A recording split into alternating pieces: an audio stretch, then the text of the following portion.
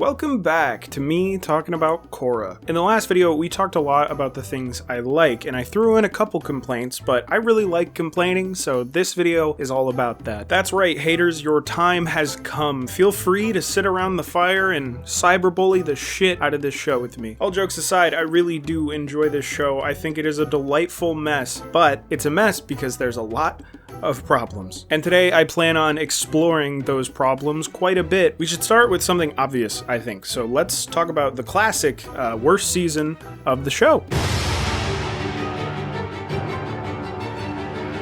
Okay, let's be honest here. Season 2 is definitely the worst season of the show. But it's not completely terrible. The first half of the season is actually pretty solid. All the Civil War stuff is genuinely interesting and covers some pretty mature ground. Varric funding both sides, Korra struggling with who her duties should be towards, Mako settling into a job with new responsibilities, Asami dealing with a massive company all of a sudden. There are a lot of strengths and solid ideas in the beginning of the season that actually had me really excited for where it was going. The problem is, where it's going is really not great. I like the spiritual stuff at first because it's coming from the chief of the Northern Water Tribe, and we already know that place is super spiritual, so it makes a lot of sense. It's also interesting because the spirit world and the spirits themselves were always fairly understated in Avatar. It was there for world building and flavor more than being a constant element of the story, which is fine, but it's something you always kind of wanted more of. The problem is, Season 2 gives you way too much. There's a two-parter in this season titled Beginnings that kicks off most of the major issues I have with this season. For starters, having a two-part exposition-heavy short story in the middle of a season that already has so much going on is just a terrible idea for pacing. But on top of that, the history it introduces to the world is just kind of lame. When characters mention Aang or Korra's avatar spirit, I always just assumed it was metaphorical or something. I think most people did. But instead, this two-parter decides to tell us that the avatar spirit is an actual spirit and that it's a giant white kite named Rava. And I'm sorry, but like, why was this necessary? Basically, there's Rava, the spirit of light or whatever, and another spirit named Vatu, the spirit of spooky, scary darkness. They're constantly in battle with one another and keeping the world in balance, kind of like these symbols. I don't know if you've ever heard of them. Did the writers forget they already did this with the spirits? Exactly how many spirits are doing the balancing act tango? I think the ocean and moon spirit having a yin and yang dynamic is a much more unique and interesting take in the idea. It's not a battle for them, it's an eternal dance of push and pull. And then they made another yin and yang thing, and it's just these guys fighting forever and ever. And then this guy Wan shows up and breaks up their fight, freeing Vatu from Rava and making things super, chaotic, I guess. Now, Wan here actually becomes the first avatar by going to a bunch of lion turtles and getting bending from them. Because apparently, bending actually came from giant lion turtles. Wait a minute, I thought each bending style came from its own unique place, right? Badger moles were the first earthbenders, sky bisons were airbenders, dragons for fire, and waterbenders learned from the moon. Why are you retconning this? Those unique stories from each bending style are so much more interesting than this middle school fantasy novel bullshit. Be honest with me, did you do this so people would stop asking how that lion turtle taught Aang how to take bending away? Because I don't think anyone cared that much. We all just chalked it up to plot convenience. This is some George Lucas level unnecessary changes to the world. I cannot understate how much I hate this. And to top it all off, this was shown to us just so we can have some goofy ass evil avatar plot that makes Unalaq a laughably over-the-top and forgettable villain. Ozai is a more interesting villain, and that guy's barely a character. He's just a force that impacts the characters and plot.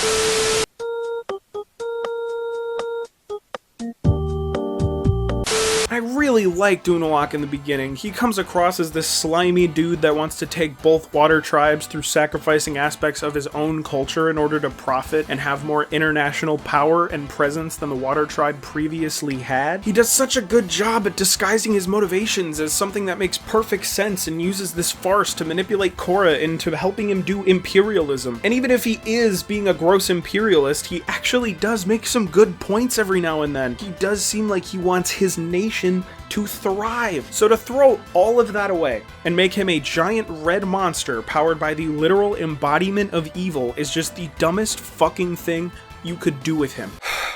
I don't want to talk about Unalaq anymore. What else don't I like?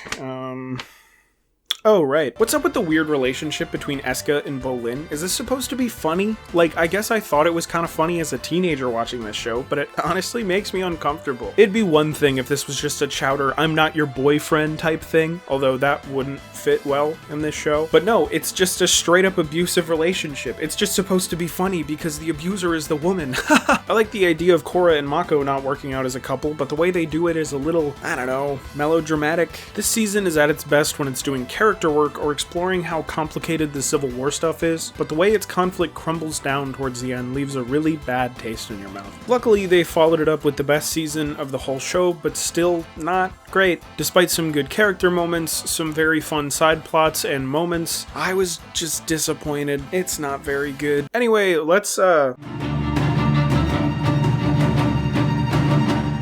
In my last video, I talked about the narrative structure of Korra and why I thought each season having its own central conflict was an overall good choice for the show. However, this choice was not without a few negative consequences. One of those consequences is something that really annoys me about this show. There are a shit ton of characters, and due to the narrow focus and short length of each season, they never get enough time to be fully developed. In Avatar, the central conflict is a background element for most of the show. This is a good thing because it means we can have episodes like The Chase, The Storm, or Zuko Alone that almost entirely focus on character growth without ever feeling like filler. And even when it is filler, it usually feels less out of place than it would in a more fast-paced show like Korra. Avatar allows itself time to breathe a little and let us dig into its characters. Sokka, Aang, Katara, Zuko, Iroh, Azula. If you watch the show once, from front to back, you will come out with a very deep understanding of each of these characters. But the characters in Korra, I don't know anything about these people, and it's largely because there are so goddamn many of them. Lin, Bolin, Mako, Korra, Su, Kuvira, Prince Wu, Varric, Julie, Zahir, Bumi, Kaya, Kai, Janora, Iki, Milo, Asami's fucking dad, the Earth Queen, Amon, Iway, Batar Jr., Boomju, Poki, Tarlok. All of these characters, with a few exceptions, are fairly important to the story. They're at least recurring characters, and only like 6 of them feel fleshed out at all. With around 13 episodes in a season, give or take, there just isn't time to give all these characters their own spotlight. Hell, the only time Bolin is interesting to me as a character is in the last season. The rest of the show, he's just the goofy guy who's really nice, and I guess he gets sad that he can't metal bend, which isn't bad in a vacuum. Bolin works just fine without being a deep character, but if you're not going to give us that screen time, then at least give it to the other characters. Mako has something different going on every season, and most of it isn't particularly interesting to me. It's usually like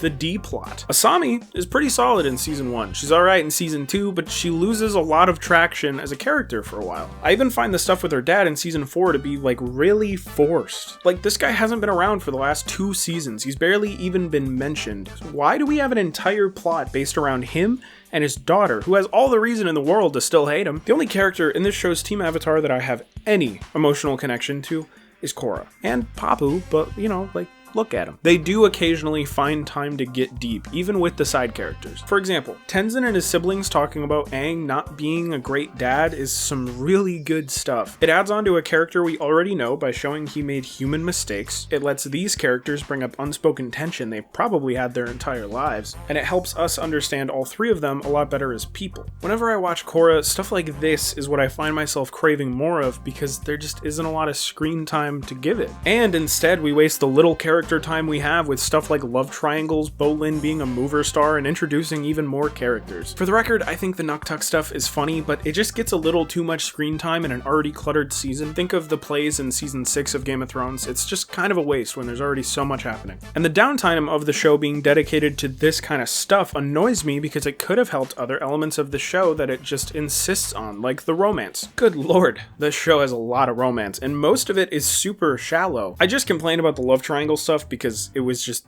stupid. It's probably the worst the romance is handled. Even the romances in this show that aren't overdramatic as hell just don't get developed enough. Honestly, my favorite couple in the show is Kai and Janora because they're like kids. Everyone can root for some kids to fall in love with each other, you know, it's cute. But then you have Bolin and Opal, Korra and Mako and Asami, Korra and Asami, Varric and Julie, Zahir and Pali. And while this doesn't sound like a metric fuck ton of romance, you gotta remember that Avatar has like 3 couples in the whole show. You got like Sokka and Suki, Sokka and Yue, and Aang and Katara. And then like Zuko and Mei, I guess. That's like it. But most of the couples in this show, you just kind of have to take it face value. They're either like just kind of bad or underwritten. Mako and Korra didn't work at all as a couple, and I'm glad the show realized that, because I was never a fan. Asami and Mako was a little better, but I just didn't care. And then you have Asami and Korra, which, oh god, where do I start? I like this couple a lot, in theory, but it's all left so vague and hard to pick up on because Nickelodeon was so afraid of having an openly gay couple. Which, like,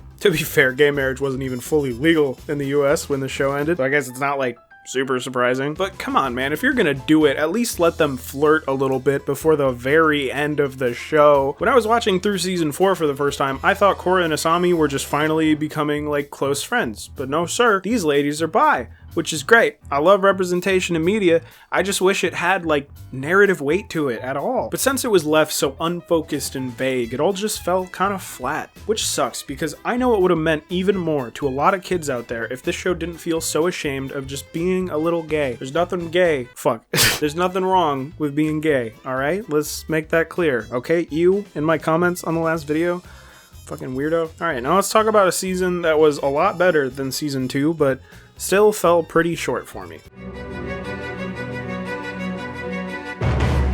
Season 4 is not that bad. I could be convinced that it's better than Season 1, because I really like Korra, and this is a Korra-focused season. There are still some things that irk me. Since this was the last season of the show, it decided to be even more big and bombastic. Like I said in my last video, Korra is a show that's all about big booms, and this is where the booms are definitely the loudest. For better, and for worse. Look, like, Kuvira is a warmongering fascist. Of course she's gonna innovate in the world of deadly weapons, but I think a giant mega death robot powered by metal bending is just a touch too far. Especially because the whole season is focusing on this cannon that Bataar Jr. is developing with Varric's research. But then, in the last couple episodes, it turns out that that death cannon was just put on a mech, off screen. Don't worry about it, I don't know. Am I crazy for thinking that's an insane leap? I was scratching my fucking head the first time I saw it. The Spirit Vine death cannon was already a very intimidating weapon. It would have served just fine as Kuvira's advantage in this fight. They could have even had planes surrounding the cannon to defend it. Like, I don't know if you remember, but planes were invented in Season 1. We jumped from plane straight to Evangelion mech in 3 seasons. It's just fucking jarring, man. I don't know. The stuff with Asami and her dad, like I said, also just felt like a giant waste of time. It only happened so he could help make the mosquito robots to fight the mech, but if the mech was never in the story, the subplot would have never had to happen, so that would just be a net positive. Also, God, we need to talk about episode 8. That's right, season 4, episode 8. My least favorite episode of any Korra or Avatar episode. I don't know if you've seen it, but I made an entire video about the Ember Island players and how I think it's the perfect way to do both filler and recap. I think it's top tier in both categories, no competition. So tell me how the fuck the same people who made that episode made season 4 episode 8 Remembrances. This is the laziest horseshit ever in comparison to Avatar's recap episode. It fills me with legitimate rage. This is the only episode in the whole show that I just fucking skipped. The jokes aren't even good, which was like the strongest aspect of Ember Island players for most people. Hello. Hey, it's Zahir. Oh, hey Zahir. Glad I caught you at home.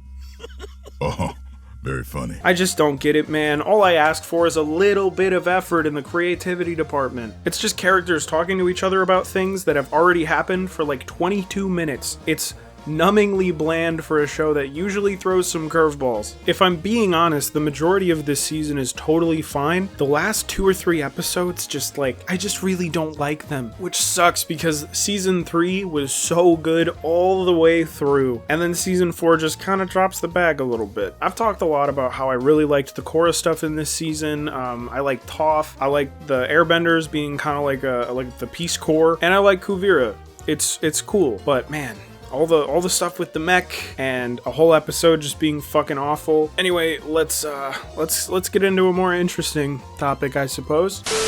Hey, what's up? It's me like a week after recording the original audio. There was originally going to be a political section here to talk about the ideologies and political associations that the villains have, but I watched this video by Hello Future Me and it kinda warped my perspective. Warped sounds negative. It changed the way that I looked at the political themes and associations that we all have with this show, and how a lot of those associations and analogies these are kind of brought about by the fans more so than the writers. Amon isn't supposed to be like a one-to-one comparison for communism, and Zahir isn't supposed to be a one-to-one comparison for anarchism. Out of everyone, Zahir and Kuvira are probably the closest affiliated with the ideologies we connect them to. Kuvira is a pretty straightforward fascist type, and Zahir's motivations and ideologies do fit nicely into a lot of definitions of anarchism. Anarchism is very complicated because there's like 30 different types of it. There was supposed to be a whole section here, but I don't think it's worth doing. It was just going to be me talking about like political theory for 5 minutes, and I don't think most people care about that. So instead, I just wanted to do this. And also, this is going to kick off a lightning round. We had a lightning round in the last video. There are a couple things I thought of in the editing process that I wanted to mention here.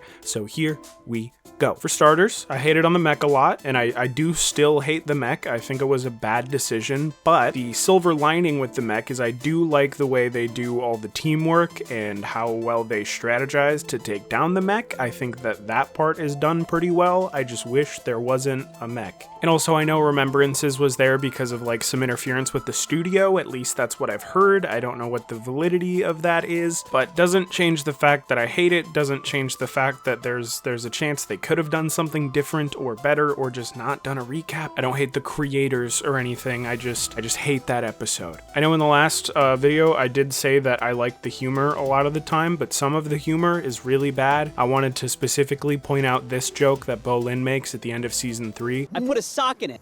Literally. I hate that.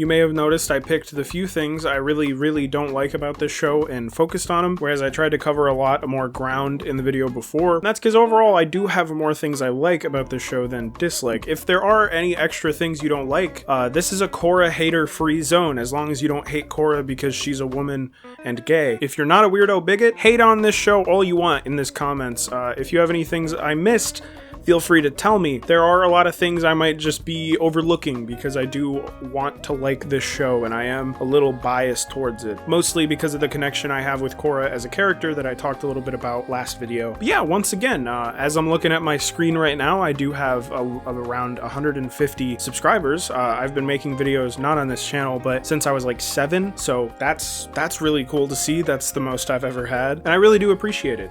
Please do actually comment on this video because I got a lot of comments on the last video, and it was nice talking with some of you guys. It was nice seeing some different perspectives. There were a couple anecdotes about the show that were put under there that I really appreciated. I really like hearing from you. It's probably the most exciting part about these videos getting so much traction. So please, like I said, comment, like, hit the funny red button if you want, and I will keep posting stuff as soon as I can. However, if you're still watching at this point, I do want to ask a question. I am more than happy to keep doing Avatar style videos for a little while if that's really all you guys want to see, but I have other interests like movies and video games, other stuff that I would love to talk about, and the next video I work on is probably going to be a video game video, so I'll get to see firsthand how veering off from Avatar does. But yeah, I mean, if you're interested in the way the videos are more than the subject matter itself, let me know and I will keep making those videos. If it doesn't work out, I mean, I can talk about Avatar and Korra more.